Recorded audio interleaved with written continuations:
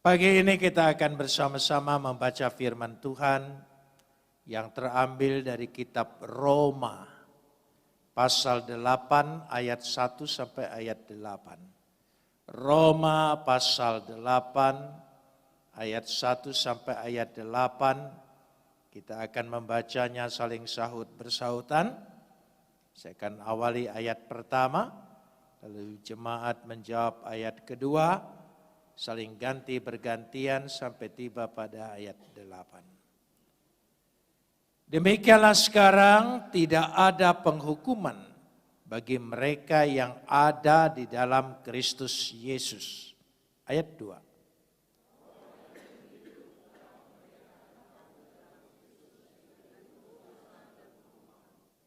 Sebab apa yang tidak mungkin dilakukan hukum Taurat karena tak berdaya oleh daging, telah dilakukan oleh Tuhan dengan jalan mengutus anaknya sendiri dalam daging yang serupa dengan daging yang dikuasai dosa.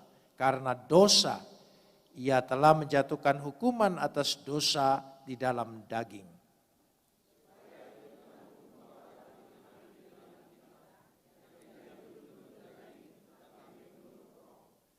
Sebab mereka yang hidup menurut daging memikirkan hal-hal yang dari daging. Mereka yang hidup menurut roh memikirkan hal-hal yang dari roh.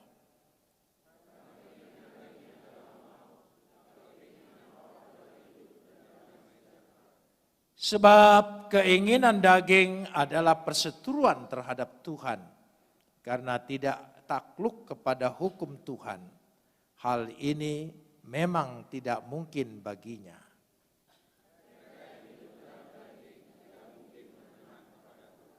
Mari kita sambut firman Tuhan. Kapot lecha Adonai Elohenu kapot lecha. Segala kemuliaan ya Adonai Tuhanku, kemuliaan bagimu. Saudara yang dikasihi Tuhan, pagi ini saya akan berbicara tentang hidup menurut kehendak roh. Ya, perikop judul kita hidup oleh roh. Tetapi dengan judul ini seringkali kita salah mengerti. Tetapi lebih ingin saya rinci lagi, hidup menurut kehendak roh. Apabila kita membaca pasal 7 secara keseluruhan, kita akan punya kesimpulan. Inilah kesaksian orang yang berada di luar Kristus. Dikatakan dalam pasal 7. Jadi bagaimana kalau tanpa Kristus? Pasal 7 disimpulkan pada ayat yang ke-26. Dikatakan di situ. Jadi dengan akal budiku aku melayani hukum Tuhan. Tetapi sebagai manusia bersifat daging, aku melayani hukum dosa. Jadi ada hukum Tuhan dan ada hukum dosa. Mari kita lihat. Hukum dosa sinonim dengan kutuk. Kodrat dosa, kedagingan, si jahat atau kejahatan. Istilah ini bersinoniman. Mengacu kepada iblis. Sekali lagi saya ingin tekankan mengacu kepada iblis yang tinggal dalam tubuh manusia yang telah jatuh dalam dosa. Dia tinggal dalam tubuh manusia. Dia berada dalam daging manusia. Dan dia beroperasi dalam kedagingan manusia. Saudara bisa mengerti maksudnya? Kenapa firman itu harus menjadi daging? Dan kenapa daging itu harus dipecah-pecahkan? Ya, karena ingin menebus, ya, membayar, mengusir si jahat yang ada dalam tubuh manusia. Coba perhatikan di sana. Kalau dikatakan demikian, karena itu pada ayat yang ke-1 sudah pernah saya jelaskan, tapi saya ingin ingatkan. Demikianlah sekarang tidak ada penghukuman bagi mereka yang ada di dalam Kristus Yesus. Amin, saudara. Tidak ada penghukuman bagi mereka yang ada dalam Kristus Yesus. Mungkin saudara berpikir sederhana sekali. Cukup berada dalam Yesus, bertobat, menjadi Kristen, dibaptis, selesai. Aku sudah selamat. Pengertian ini membuat kita meringankan operasinya iblis yang ada dalam tubuh kita. Dan itu tidak bisa dilepaskan begitu saja. Tetapi sebagaimana saya katakan bahwa di dalam naskah Jerome ya, dan Vulgata dan NKJV dikatakan demikian. Mereka tidak hidup menurut kedagingan tapi menurut roh. Jadi itu artinya berada dalam Kristus. Berada dalam Kristus tidak hidup menurut daging tapi menurut roh. Tolong. Jadi bukan hanya berada dalam Yesus, titik. Berada dalam Yesus tidak hidup menurut daging tapi menurut roh. Itu penting sekali. Nanti kita ketemu ayat ini. Kita ketemu lanjutannya. Sebab kalau tidak diawali ayat 1 seperti naskah Jerome, maka kita akan berpikir tidak ada hubungannya antara ayat 1 dengan ayat yang kedua. Saya ingin bahas satu-satu, tetapi tidak terlepas dari keutuhan daripada maksud ayat ini. Demikianlah sekarang tidak ada penghukuman bagi mereka yang ada dalam Kristus. Jadi dikatakan di situ ada hukum dosa, ada hukum Tuhan. Ada hukum dosa dan ada hukum Tuhan. Kata penghukuman ini mengambil kata-kata krima, ya, menekankan pada kutuk atau kodrat dosa. Pernah saya jelaskan arti kodrat tidak dapat diganggu gugat, ya, adalah ketetapan yang paling tinggi, kecuali ada kekuasaan yang paling tinggi dapat merubah itu. Karena ya kata kutuk, kata hukum dosa, kata kodrat itu tidak bisa ya dibatalkan oleh karena aturan yang kita taati. Hukum-hukum agama yang kita ikuti tidak akan bisa membatalkannya.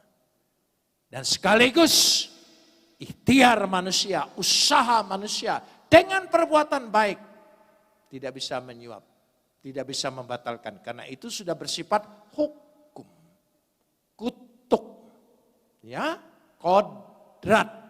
Kan kita sering dengar istilah itu, kalau sudah kodratnya artinya tidak bisa dirubah. Lalu bagaimana sekarang ini kalau kita melihat ayat ini? Ya, kata penghukuman. Jadi kembali lagi kepada kata penghukuman tadi. Bukan hanya mengacu kepada penghukuman yang objektif. Ya, di bawah keadilan hukum Taurat atau hukum Tuhan. Tetapi juga hukum yang subjektif. Jadi ada dua. Pembebasan ini berlaku ada dua sisi.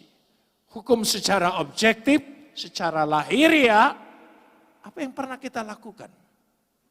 Perbuatan-perbuatan daging ini yang pernah kita lakukan dan itu ditebus.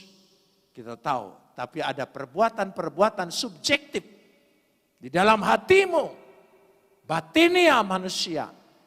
Dan itu tidak bisa dirubah. Kita ingin jelaskan dulu kata penghukuman ini. Mari saya ajak kita membaca Roma pasal 1 ayat 18. Tolong ditayangkan Roma pasal 1 ayat 18. Kita lihat dulu urutannya. Ya, kita lihat dulu urutannya. Bagaimana dikatakan? Sebab murka Tuhan nyata dari sorga atas segala kefasikan, kelaliman manusia yang menindas kebenaran dengan kelaliman. Kelaliman itu kejahatan manusia. Ini objektif. Manusia lalai, manusia bertindak, manusia berbuat secara lahiriah, itu objektifnya.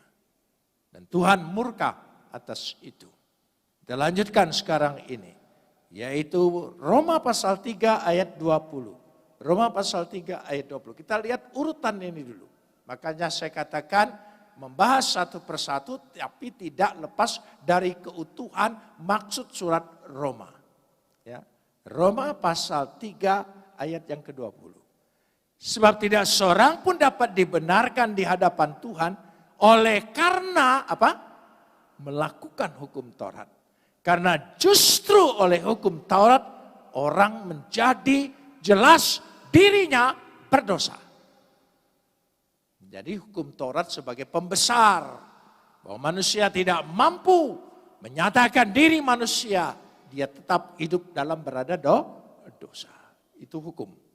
Jadi disatakan tidak pernah dibenarkan. Itu kita lihat. Mari kita lihat lagi, yaitu Roma pasal 5 ayat 16. Roma pasal 5 ayat 16. Kita lihat dulu. Ya, siapa yang bisa bebaskannya? Dan kasih karunia tidak berimbang dengan dosa satu orang. Sebab penghakiman atas satu pelanggaran itu telah mengakibatkan penghukuman. Tetapi penganugerahan karunia atas banyak pelanggaran itu mengakibatkan pembenaran. Saudara, coba simak dengan baik. Ya, simak dengan baik. Kalau kurang jelas kita majukan ayat 18. Jadi di situ ayat-ayat itu. Ayat 18, Roma pasal 5 ayat 18, kita lihat di sini. Sebab itu sama seperti satu pelanggaran semua orang beroleh penghukuman, demikian pula oleh satu perbuatan pembenaran semua orang beroleh pembenaran untuk hidup. Maksudnya apa? Dari semua ayat ini. Bahwa karena pelanggaran Adam. Pelanggaran Adam. Maka kita telah kehilangan kemuliaan Tuhan. Sudah saya jelaskan itu. Ya, kita sudah tidak lagi memiliki kemuliaan Tuhan. Gambar dan rupa Tuhan tidak ada lagi. Kita gambar dan rupa manusia, derajat kita sama dengan binatang. Ya, dari situ letaknya. Tetapi karena satu orang, firman yang menjadi manusia, dengan perbuatannya kita percaya padanya, kita dibenarkan. Jadi ada pembenaran bukan datang dari bawah, tapi datang dari atas. Karena kuasa pembenaran dari atas itulah kita bisa dibenarkan. Sekali lagi, kita bisa dibenarkan. Bukan kita benar, tapi kita dibenarkan. Karena itu kita dituntut untuk hidup di dalam kebenaran. Bisa dimengerti maksudnya? Kita dituntut karena kita ini dibenarkan, maka rasa terima kasih, rasa syukur kita kepada pembenaran yang kita tidak mungkin dibenarkan menjadi dibenarkan, maka kita harus hidup dalam kebenaran. Itu maksudnya. Jadi ini penting sekali. Supaya kita mengerti kekristenan itu tidak sesederhana apa yang kita pahami. Apa yang kita pikir. Saudara. Karena itu banyak yang terpanggil tapi apa? Sedikit yang terpilih. Saya perlu mengingatkan ini. Firman Tuhan itu begitu tegas sekali. Apa maksudnya? Kita lanjutkan sekarang ini. Ya, kalau kita sudah melihat di sana. Artinya termasuk penghukuman subjektif dalam hati nurani kita. Ya. Adalah akibat kita dikalahkan secara batinia oleh hukum dosa. Ya, oleh hukum dosa. Kejahatan, sekali lagi, kejahatan yang berhuni di dalam diri kita. Dosa, hukum dosa, iblis, tadi sudah sinonim semua. Jadi dikatakan kejahatan yang berhuni dalam diri manusia berdosa. Katakan bersama, kejahatan yang berhuni dalam diri manusia. Siapa yang bisa mengeluarkan? Siapa yang bisa membebaskan? Hukum objektif kita sudah ditebus. Daging dengan daging. Hukum subjektif kita juga ditebus. Melalui apa? Roh yang menghidupkan. Di sini letaknya. Kenapa dua pribadi ini kita imani? Karena dua pribadi ini berkarya sangat besar untuk menjaga kehidupan kita hidup dalam kebenaran. Karena itu tidak bisa secara lahiriah saja kekristenan itu. Tidak bisa juga secara batiniah saja. Karena kita bukan agama kebatinan. Tapi dua-duanya berjalan.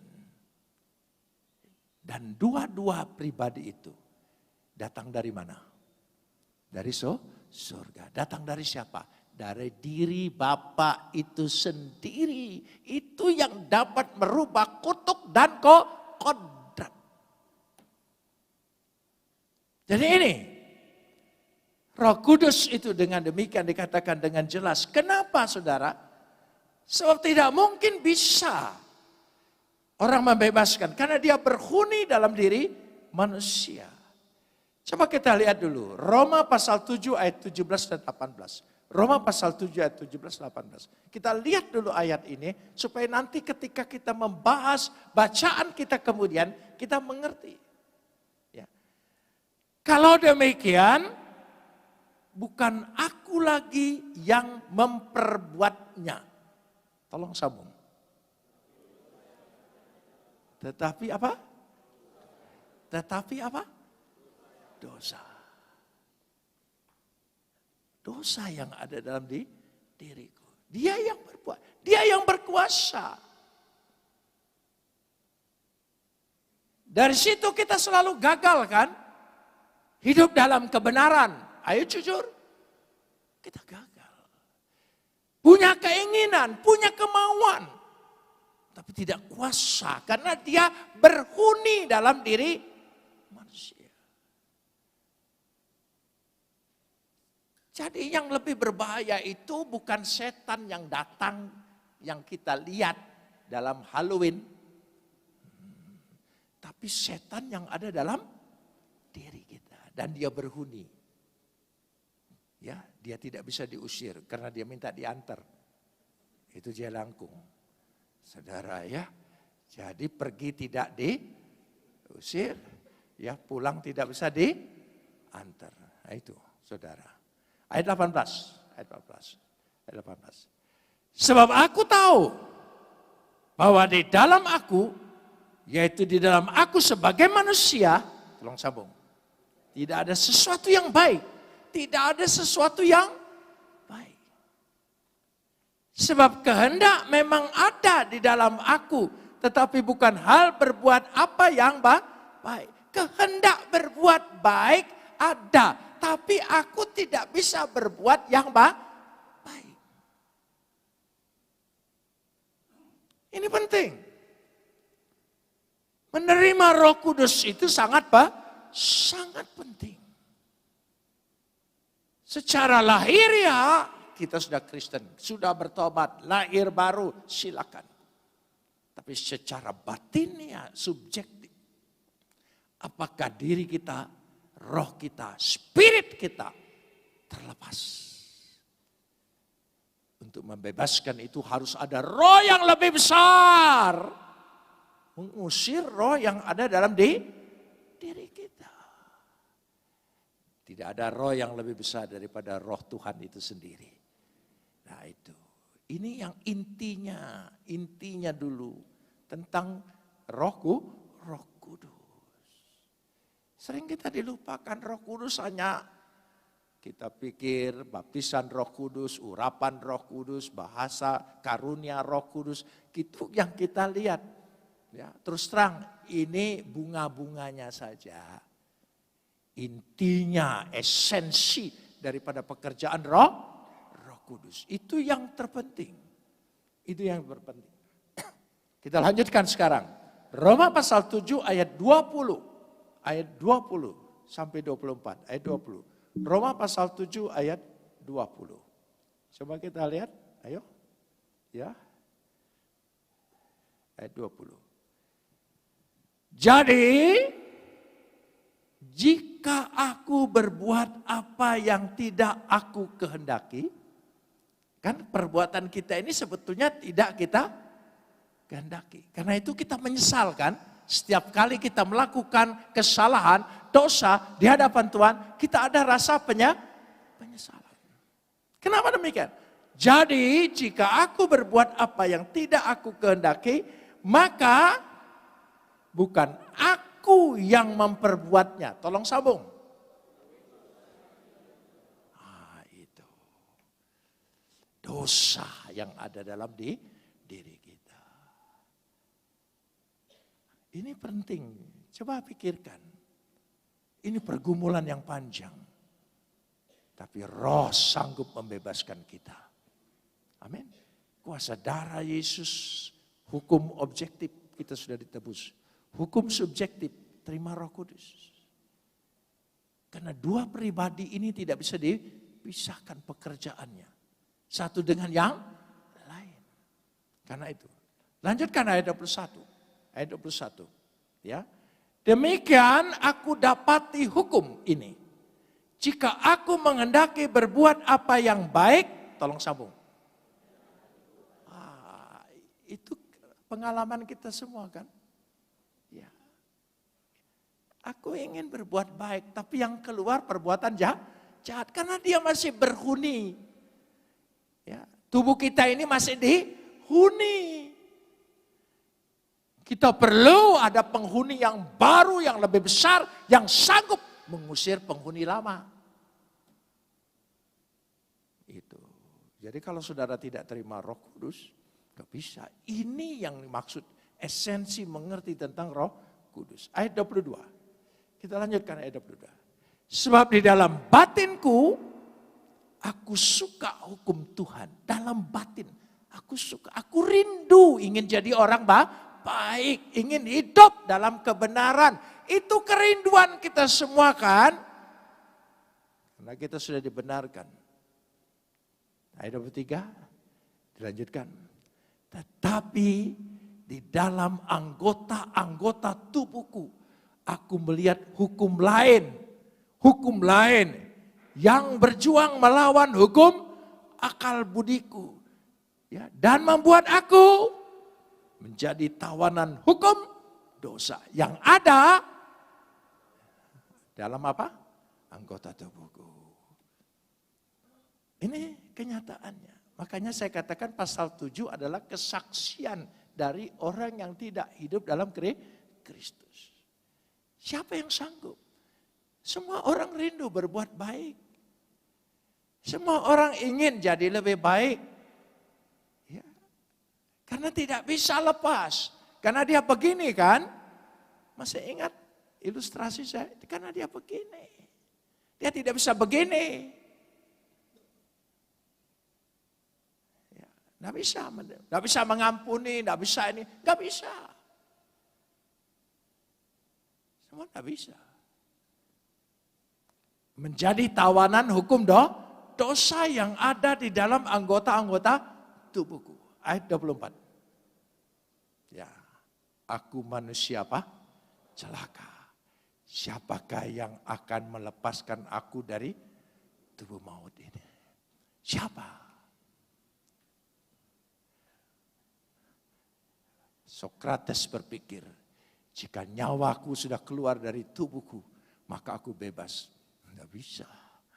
Hukum dosa subjektif tetap dia harus pertanggungjawabkan.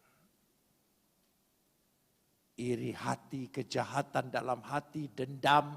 Jangan saudara pikir itu tidak diperhitungkan. Dan kenapa kita tidak bisa hilang dari iri hati? Karena tidak ada roh yang besar sanggup mengusirnya. Karena tidak mungkin ada dua roh hidup dalam satu rumah. Tidak mungkin. Hanya salah satu. Tetapi kalau saudara rindu mengundang Roh Kudus, menguasai, diam. Berulang saya katakan, oikos pneuma matos. Oikos. Ya, oikos itu rumah, kediaman. Jadi roh itu diam, bukan hinggap, bukan menclok.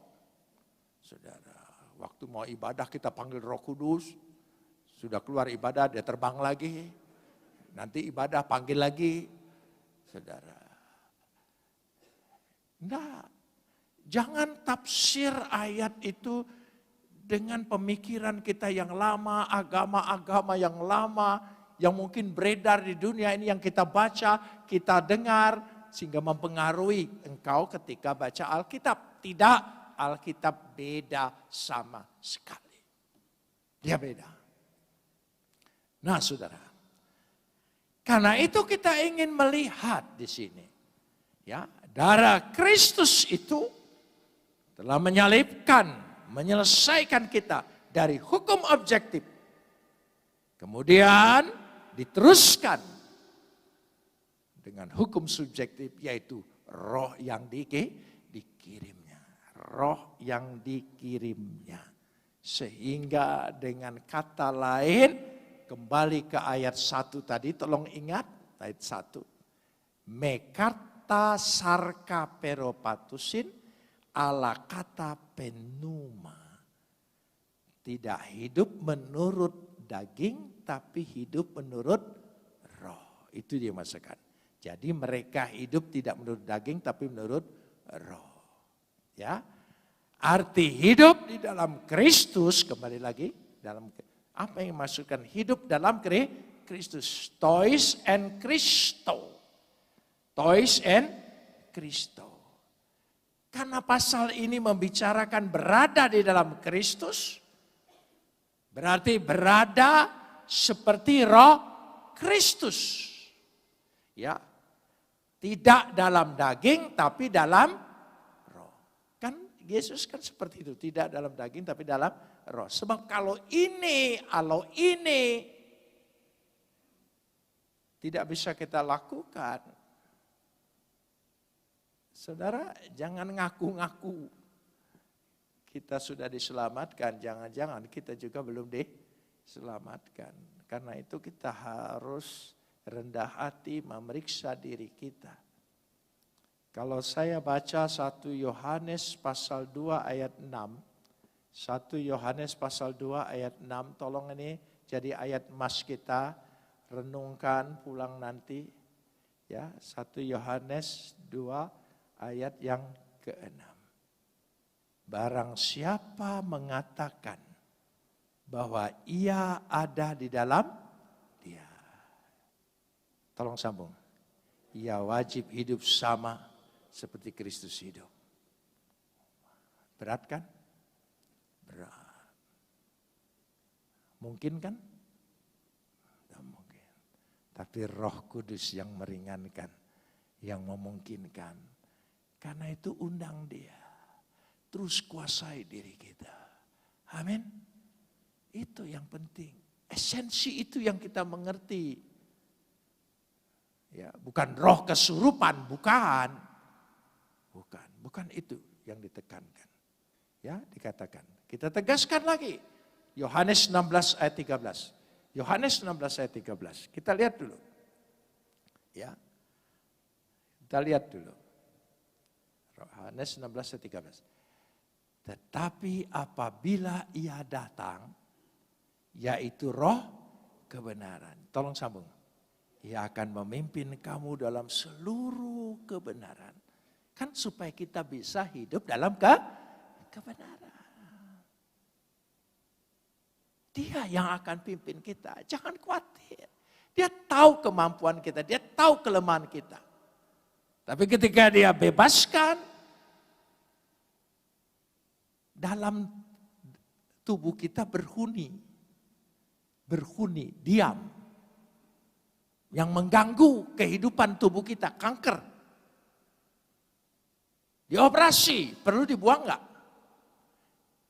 Perlu enggak saudara minta dengan dokter? Dokter tinggalin sedikit kok. Dia berkembang lagi enggak? Berkembang lagi. Besar. Lebih besar lagi, lebih menyebar lagi, lebih cepat lagi. Dan akhirnya orang itu mati. Jadi kalau Tuhan operasi kita, ada ndak operasi itu yang ringan? Kecuali kalau kukumu bengkak. Tapi semua operasi menyakitkan. Jadi ada hal-hal yang menyakitkan datang dalam hidup kita. Tuhan sedang mengoperasi kehidupan kita. Supaya yang di dalam berhuni itu keluar. Dan jangan minta dengan Tuhan. Tuhan sisakan sedikit. Jangan. Ya, ambil total Tuhan. Supaya tidak datang lagi, tidak berkembang lagi. Ya, masih ayatnya, tolong dilihat. Ya, memimpin seluruh kebenaran. Sebab ia tidak akan berkata-kata dari dirinya sendiri. Tapi segala sesuatu yang didengarnya itulah yang dikatakannya. Tolong sambung. Ia akan memberitakan kepadamu. Apa? Sekarang apa yang kita pikir? Oh, akhir zaman. Bukan. Jangan sedikit-sedikit yang datang, yang akhir zaman. Orang Kristen ini sedang kerajingan akhir zaman. Ya, zaman dah akhir-akhir loh. Saudara ya, hidup sekarang. Dia akan memberitakan hal-hal kepadamu yang akan datang. Yaitu sesuatu yang baru. Pembaharuan dalam dirimu. Dia akan, sebetulnya bukan hanya memberitakan. Dia akan memberikan hal-hal yang akan datang. Tanpa diduga. Kita sudah bisa menjadi orang hidup dalam kebenaran. Karena faktor siapa? Faktor siapa? Roh Kudus. Sekali lagi faktor siapa? Amin. Yesus, Firman, Roh Kudus, Roh Tuhan. Dua pribadi ini dikirim kepada kita supaya sempurnalah keselamatan kehidupan kita. Bukan kita hanya diselamatkan di awal, tapi dalam kehidupan kita gagal. Kita diselamatkan dalam kehidupan kita. Luar biasa. Luar biasa. Baru ayat yang kedua. Ya, saya sudah pikir-pikir lambat sedikit tidak apa-apa. Ya, ayat yang kedua. Ini baru ayat 1 tadi dibahas. Ya, belum ayat kedua. Ya, ayat yang kedua. Sebab Roh yang memberi hidup, tolong sambung, telah memerdekakan kamu. Apa? Roh yang memberi hidup telah memerdekakan kamu. Ya. Dalam Kristus. Dari hukum dosa dan hukum maut. Roh. Saya baca di sini. Hogar nomos tu pneumatos. Ya, tolong tadi ayatnya, ayat yang kedua. Ya, ayat yang kedua supaya kita bisa lihat di situ. Nomos tu pneumatos, nomotu. Sebetulnya dikatakan di sini hukum roh. Hukum roh. Kan ada hukum dosa, ada hukum roh.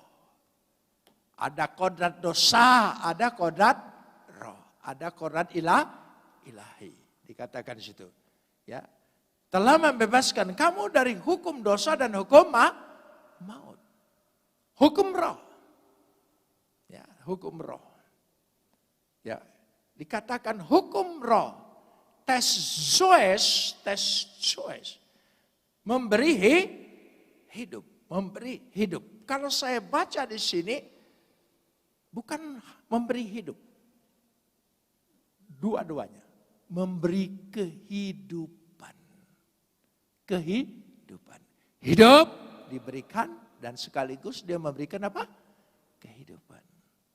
Barang siapa percaya, tidak binasa, melainkan beroleh hidup yang kekal. Amin, saudara.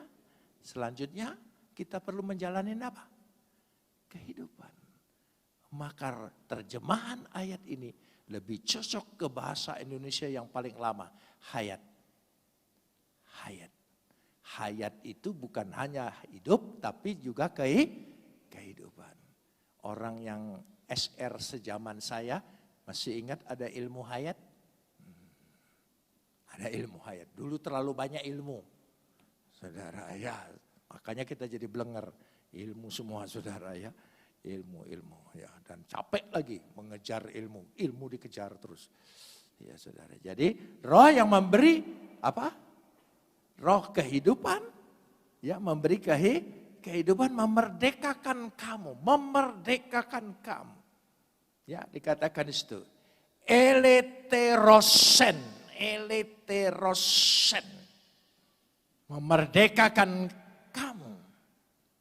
Ya, membebaskan kamu. Kata eleterosin seperti tadi saya katakan ilustrasi operasi. Mengeluarkan dia dari hidupmu. Mengeluarkan dia dari hidupmu dan mengeluarkan dia dari kehidupanmu. Siapa? Iblis itu. Iblis itu. Jadi kita tidak mungkin kerasukan kalau hidup kita dikuasai oleh roh. Kalau orang menyembah roh lalu kerasukan roh, ya sahabatnya kan. Saudara, ada kesurupan gitu. Memang dia menyembah roh yang seperti itu. Kalau kesurupan wajar, tapi orang Kristen tidak mungkin kesurupan. Tidak mungkin. Ya, tidak mungkin. Ya. Orang Kristen tidak pernah dikejar setan. Orang Kristen itu mengejar setan. Iya kan, dalam nama Yesus aku usir engkau. Lari lagi dia, kejar lagi, usir lagi. Oh, setan capek dengan kita. Saudara, dia tidak mungkin datang. Ya. Amin, saudara. Nah, dari situ, jadi roh itu memberi kebebasan. Dikatakan dengan jelas, ya, hukum roh yang dibicarakan dalam ayat ini adalah kehidupan. Artinya menyangkut kehidupan di dalam Yesus. Ya, sebab hukum roh kehidupan dalam Yesus. Hukum roh kehidupan dalam Yesus. Coba kita kembali ke pasal 7 ayat 22. Ya. Pasal 7 ayat 22. Ya. Sebab di dalam batinku aku suka hukum Tuhan. Ayat 23. Ya. Ayat 23 tolong. Ya. Tapi tadi sudah ya. Tetapi anggota tubuhku melihat hukum lain. Jadi ada satu perjuangan. Tapi hukum roh membebaskan kita itu semua. Ya, memerdekakan dikatakan di situ. Dengan jalan dimerdekakan, maka kita hidup tidak lagi dalam hukum dosa, tapi dalam hukum apa? Hukum roh. Amin saudara? Tidak lagi dalam hukum dosa, tapi hukum roh. Karena roh kita harus dibebaskan oleh Roh Kudus. Ya, kehidupan kita mengikuti kehendak roh, bukan kehendak daging. Sebab kita hidup dalam hukum roh. Ikutilah kehendak roh, bukan kehendak daging. Karena kita sudah dimerdekakan, eleterosin tadi. Ya, eleterosin. Membebaskan kamu dari hukum dosa dan hukum maut. Jelasnya nih, hukum roh kehidupan dalam Kristus, ya, Roh Kudus memimpin kehidupan orang percaya untuk memiliki roh seperti yang ada dalam Kristus. Jadi Roh Kudus memimpin supaya kita memiliki roh yang sama seperti roh yang ada di dalam Kristus. Roh dalam Kristus itu roh siapa? Roh Bapaknya kan? Roh Tuhan itu sendiri ada dalam Kristus. Dan Kristus memiliki roh kehidupannya. Memiliki roh kehidupannya. Karena itu kita harus mengikuti kehendak roh, yaitu kehendak seperti Kristus dikuasai Roh Kudus. Jadi tidak ada dua, Roh Kristus, Roh Kudus. Maksudnya Roh Kristus itu adalah Roh Tuhan yang ada dalam dirinya menghasilkan roh kehidupan dari Yesus. Nggak ada dua aliran gitu. Ini Roh Tuhan, ini Roh Yesus. Itu keliru, saudara ya. Jadi kehidupan Roh Kristus. Ketika kita hidup di dalam Roh Kristus, ya, kehidupan kita dari situ letaknya. Makanya penting. Tidak salah urapan Roh Kudus. Ya, baptisan Roh Kudus boleh saja, namanya apa saja. Ya, saudara, menerima Roh Kudus. Tapi apa buktinya? Bahwa engkau betul dikuasai Roh Kudus. Ayo. Apa karena hanya bisa berbahasa lidah? Bisa iya, bisa tidak. Belum tentu tapi. Sebab tidak ada ukurannya. Roh Kudus berbicara dengan saya, ukurannya apa? Bahwa ada Roh Kudus dalam dirimu. Ukurannya jelas. Ukurannya jelas. Galatia 5 ayat 22.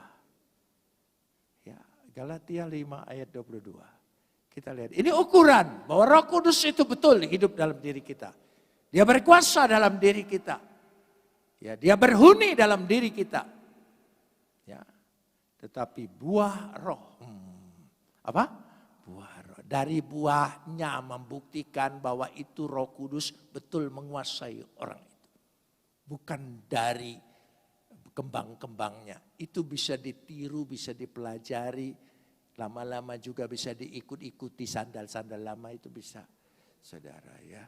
Tetapi roh ialah kasih, sukacita, damai, kesejahteraan, apa? Kesabaran, kemurahan, kebaikan, apa? Oh, itu ayat 23 tambah lagi. Ya, ayat 23. Ya, Galatia 5. Ya, kelemah lembutan, apa? Penguasaan diri. Oh. Itu bukti. Bukti bahwa betul Roh Kudus sudah berhuni dalam diriku. Amin. Roh Kudus dalam diriku. Tapi kadar lemah lembutnya masih sedikit. Enggak apa-apa. Roh Kudus tahu. Bulan depan dia servis. Tambah besar lagi. Ya kan? Servis lagi tambah besar lagi. Yang penting ada perubahan. Lemah lembutnya makin derajatnya lebih besar. Nah sekaligus besar, nggak bisa langsung. Nggak bisa. Ya, nggak bisa. Dia menguasai. Pelan-pelan dia kuasai. Roh Kudus bekerja itu paling sulit. Di Indonesia ini dengan dua suku. Suku Batak. Paling sulit bekerja. Untuk suruh lemah lembut, aduh. Orang Tondano itu juga susah, saudara ya. Gitu. Tapi saya percaya kalau dia berkuasa kan tadi dia memimpin kita kepada kebenaran. Dia yang pimpin. Ya. Ayat 20 tadi coba jangan dihilangkan dulu. Ya. Jadi lemah lembut, penguasaan diri. Tidak ada hukum, mana maksud di sini? Tidak ada hukum dosa yang menentang hal itu. Kalau itu jadi buahnya, buktinya. Dia harus berseberangan. Kalau kita dikuasai roh, dia harus berseberangan dengan Galatia 5 ayat 21. Dia harus berseberangan, dia harus beda identitasnya, cirinya. Ya, Galatia 5 ayat 21. Dia harus berseberangan dengan ini. Apa? Kedengkian, apa? Kemabukan, apa? Pesta pora dan sebagainya. Terhadap semuanya itu kuperingatkan kamu seperti yang telah kubuat dahulu. Bahwa barang siapa melakukan hal-hal yang demikian, tolong sambung. Ya. Coba ayat ini, kita kira-kira berat kemana bandulnya? ke ayat 22. Ya tadi ya. Ayat apa? Ya, ke ayat yang ke-22. Sebetulnya ayat 19 dulu. Galatia 5 ayat 19 dulu. Jangan dipotong. Ayat 19 dulu, ya. Ayat 19 dulu. Galatia 5 ayat 19. Perbuatan daging telah nyata, yaitu apa? Percabulan, kecemaran, hawa nafsu. Ayat 20. Ya, penyembahan berhala, sihir, perseturuan, perselisihan, iri hati, amarah, kepentingan diri sendiri, percederaan, roh pemecah. Ayat 21. Ya, baru kedengkian, kemabukan. Nah, jadi dari ayat 19 dan 21 dia harus berseberangan sekali dengan ayat 22 dan 23. Harus berseberangan. Ya. Sekarang identitas kita mana yang lebih besar? Ya, haleluya. Ya, yang lebih berat kemana? Ya, 19, 21 atau 22, 23. Ya, kita harus passing over. Pindah, menyeberang. Bahasa yang terkenal, hijrah.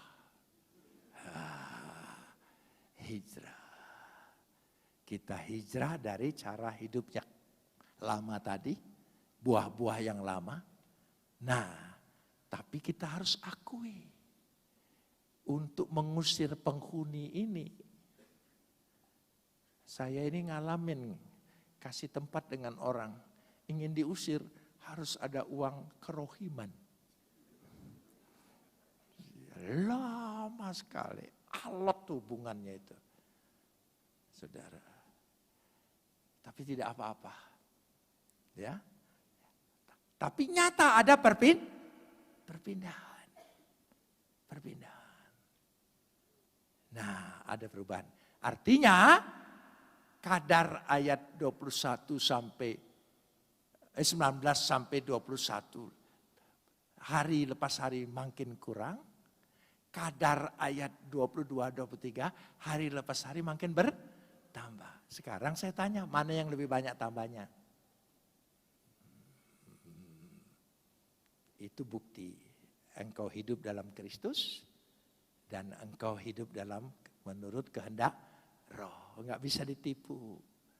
Ya, enggak apa-apa. Tuhan tahu prosesnya. Dia tahu memproses. Dia paling tahu pribadi kita. Engkau dipilih sebelum dunia dijadikan. Bayangkan, itu Bapak. Saya sangat percaya. Saya sudah dipilih sebelum dunia dijadikan. Kenapa? Dia Tuhan. Dia tahu detail-detailnya. Saya bakal punya anak berapa, cucu berapa, buyut berapa. Di sana sudah ada. Enggak mendadak, Tuhan itu enggak pernah mendadak. Dia punya rencana, jadi dia sudah pilih. Sebelum dunia dijadikan. Oh, dia pilih kita. Ya, dia tahu. Sekarang dia sedang apa? Memproses kita. Lewat apa? Roh Kudus. Memimpin kamu dalam kebenaran. Oh, dia terus beroperasi. Yang penting kita makin hari memang makin berubah. Ayat 19-21 kadarnya makin kurang. Ayat 22-23 kadarnya makin tambah. Amin saudara. Ya, beri kesempatan Roh Kudus beroperasi dalam diri kita. Beri kesempatan dia. Kalau kita terlalu bandel, dia diperhadapkan kita yang sangat menyakitkan. Gak apa-apa. Saudara, kayaknya kita punya masalah gak habis-habis gitu. Oh, dia sedang proses kita. Itulah yang kata Paulus, ada duri dalam dagingku tapi belum lepas aja. Ya, penyakit maksudnya. Tuhan taruh itu supaya harus orang Farisi dia itu. Ya, taat hukum Taurat, pemimpin, ganas. Ya, berubahnya tuh prosesnya. Makanya Paulus nulis semuanya itu. Inilah yang dari Tuhan, pengalaman kepada kita dahsyat. Luar biasa. Dan saya percaya, amin, di ujung sana Tuhan yang menyempurnakan kebenaran itu. Mau buka hati kita buat Roh Kudus? Mau buka hati kita buat Roh Kudus? Amin. Buka hati kita buat Roh Kudus. Ya, gampang omongnya. Buka hati Roh Kudus. Bilang gini, Tuhan, jika tidak memang bisa, cabutlah. Gigi yang rusak harus dicabut. Sakit. Siapa bilang gigi dicabut tidak sakit? Oh, sekarang ada obatnya tidak sakit. Sudahnya? Ya, sudahnya harus pakai apa itu? Popstan? Iya, itu. Jakarta begitu panas ya. Saya sampai mikir kenapa matahari itu tidak minum paracetamol. Supaya agak sedikit turun gitu ya. Gitu loh. Ya, ini sampai di situ. Jadi Roh Kudus tadi ya. Sebab nah, karenanya kita lanjut ayat yang ketiga. 3 dulu. Ayat yang ketiga. Masih ayat yang ketiga ini. Ya. Sebab apa yang tidak mungkin dilakukan hukum Taurat karena tak berdaya oleh daging telah dilakukan Tuhan. Ya. Apa yang dilakukan? Tidak berdaya. Tidak berdaya oleh hukum Taurat. Hukum Tuhan pada hal ini. Dia tidak berdaya. Ya, saya ingin jelaskan. Sebab hukum Tuhan Taurat itu harfiah. Dia mati. Tidak memiliki kekuatan kehidupan. Ini hukum Taurat nih. Kita baca. Kita ingin taat. Tapi dari hukum Taurat yang kita baca ini, dia tidak mensuplai kekuatan dalam diri kita. Supaya kita kuat mengikutinya. Tidak ada. Hanya huruf mati. Itu hukum. Tapi roh yang menghidupkan. Kristus firman Tuhan yang hidup. Ya, ketika kita percaya dengan dia dan percaya dengan sabdanya, dia tidak huruf mati. Karena ada Roh Kudus yang menghidupkannya. Sehingga kita disuplai kekuatan kita untuk melawan dosa yang ada dalam diri kita. Amin saudara. Itu bedanya hukum Taurat dengan kasih karunia Yesus. Yang memberikan kekuatan. Itu yang dimaksud ayat 3. Itulah yang dimaksudkan ayat yang ketiga tadi. Ya, dia dikatakan situ. Dengan jalan mengutus anaknya sendiri dalam daging yang serupa dengan daging ya, yang dikuasai dosa, karena dosa ia telah menjatuhkan hukuman atas dosa di dalam daging. Kristus firman Tuhan yang menjadi daging. Ya, tapi dia tidak berdosa, tapi dia menyamakan dirinya untuk supaya bisa membersihkan kita dari dosa. Ya, ayat yang keempat, supaya tuntutan hukum Taurat digenapi di dalam kita dan tidak hidup menurut daging tetapi hidup menurut roh. Ayat yang keempat. Ya, tidak hidup menurut daging tapi hidup menurut roh. Kembali lagi ayatnya. Tois me kata sarka pere patosin ala kata penoma. Ternyata di ayat 4 itu ada yang berhubungan dengan ayat 1. Ya, karena itu teks Jerome saya berpikir karena ayat selanjutnya ada, maka dia taruh dari awalnya supaya kita tahu tema maksudnya. Ya, sebab ya ayat yang kelima, mereka yang hidup menurut daging memikirkan hal-hal yang daging. Apa memikirkan? Tates sarkos penosin, memikirkan hal-hal untuk memuaskan tubuh kita, daging kita. Dan dia tidak pernah puas. Coba ikutin kemauan nafsu kita, kemauan daging kita. Gak pernah puas. Gak pernah puas. Ya, sudah punya sepatu 1, sandal 1. Cukup kan kakinya untuk pakai itu? jalan di mall, lihat ada model baru, mau beli enggak? Saya ingin tanya, itu kehendak kaki atau kehendak siapa? Oh, kakiku. Kaki nurut aja di kau baik gitu. Sendal, beli lagi kan? Ke mall lain, beli lagi enggak? Beli lagi enggak? Ada berapa pasang sepatu ibu-ibu? Dipakai semua? Nah, sebagian rusak karena disimpan.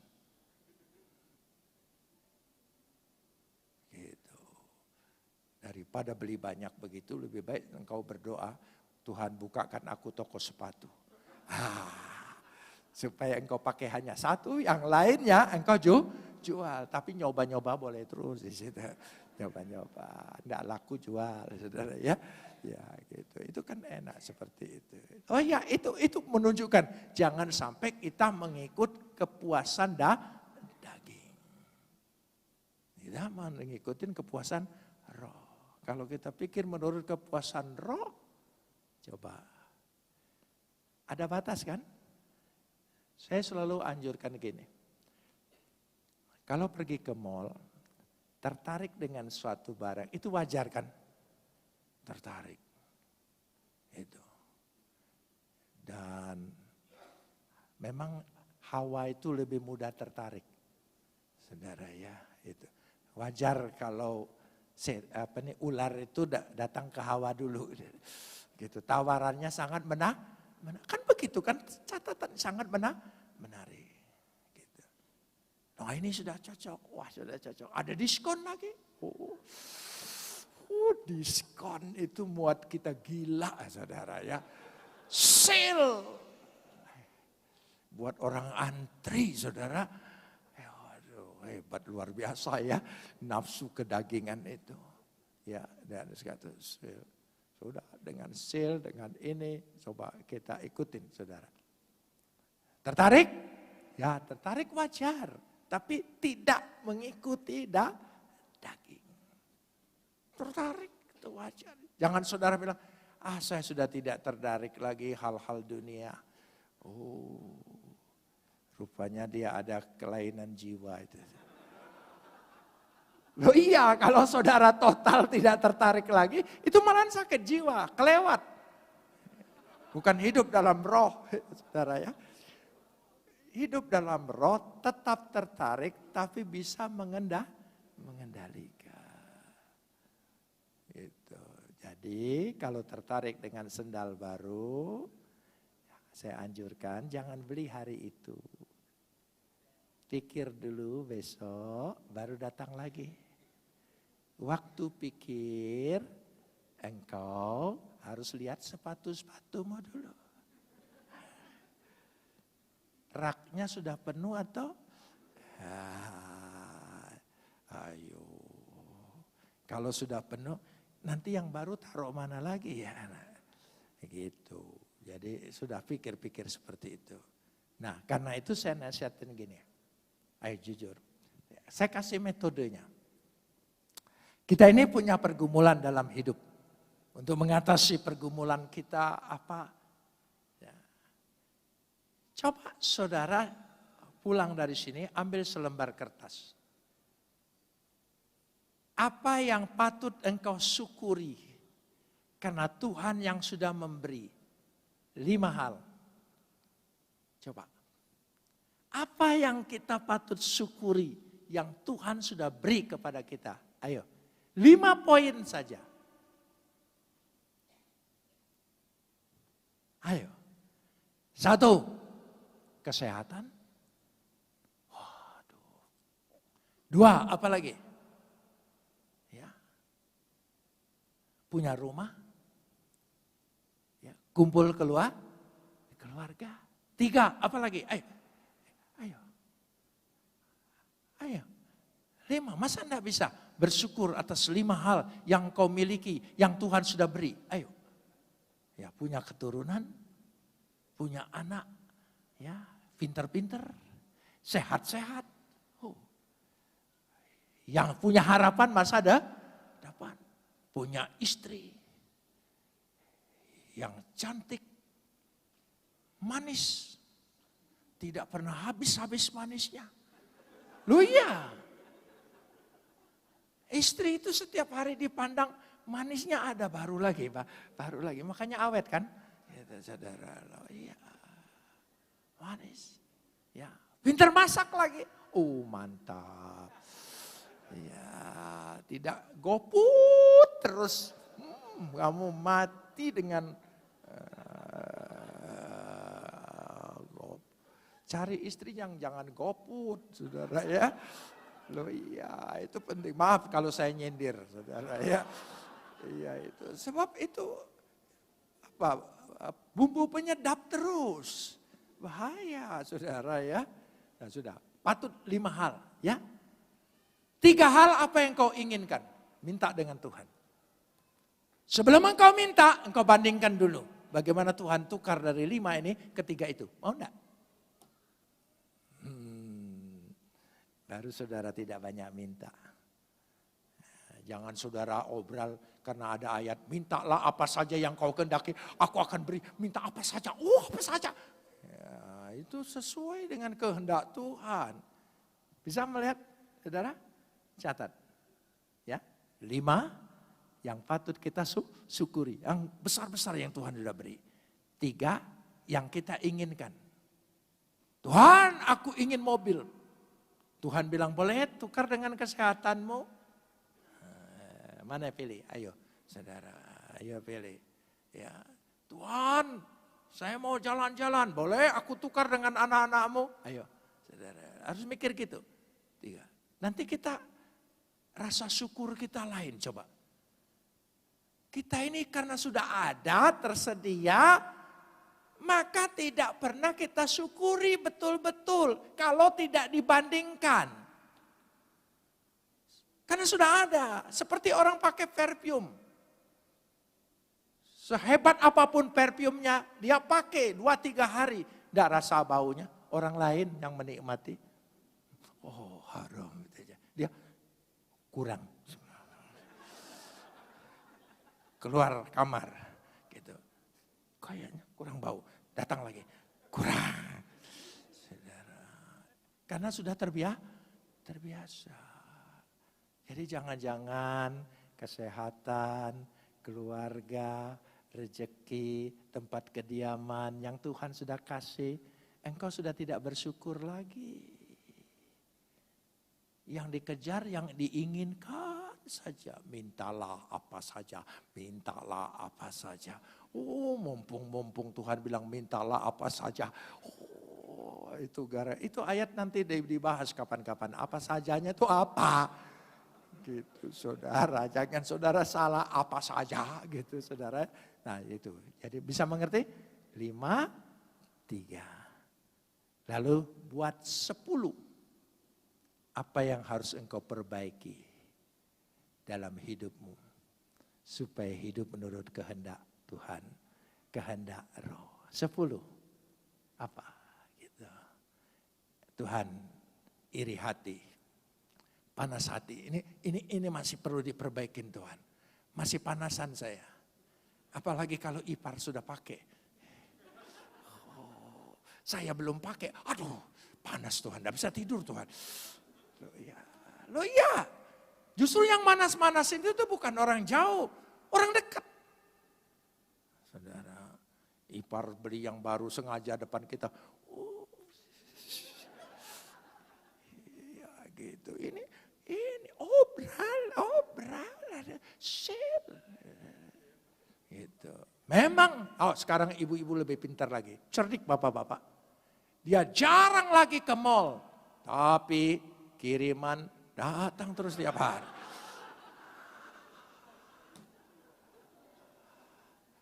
Bingkisan lagi. Kamu ini kantor pos atau apa ya? Datang paket terus, saudara ya. Loh iya, pintar sekarang dia. Gitu. Nah, sudah sampai di situ dulu ya. Jadi buat 10 yang harus diperbaiki. Karenanya dikatakan di sini, saya ingin lanjutkan. Ayat 6 dan 7 adalah untuk menunjukkan contoh kecenderungan hasrat gairah menurut daging harus berbeda menurut roh. Tadi sudah saya jelaskan. Ya, hasrat ayat 6 dan 7 itu. Ayat 8 Ayat 8, saya katakan ayat 8 dan 9 ini peringatan sangat keras sekali. Ayat 8. Coba kita baca bersama, kita renungkan bersama, kita doakan bersama. Saya sendiri secara pribadi betul-betul tertempelak dengan ayat ini. Coba kita baca. Mereka yang hidup dalam daging tidak mungkin berkenan kepada Tuhan. Sementara kita harus akui lebih besar kedagingan kita daripada roh. Kita harus berdoa, minta Roh Kudus tambahkan kekuatan buat melawan itu terus. Ya, itu ayat 8. Ayat 9 yang terakhir. Ayat 9 yang terakhir. Ya, Roma 8 ayat 9. Tinggal tambah aja kok lama banget. Nah, ya itu. Tetapi kamu tidak hidup dalam melainkan dalam roh. Jika memang roh Tuhan diam di dalam kamu. Jika memang roh Tuhan diam dalam kamu. Tapi jika orang tidak memiliki roh Kristus, iya bukan. Artinya jika orang tidak memiliki roh kehidupan Kristus, dia bukan milik Kristus. Karena 1 Yohanes pasal 2 ayat 8 ya tadi ya. Itu menjelaskan kita yang mengaku berada dalam Kristus harus hidup menurut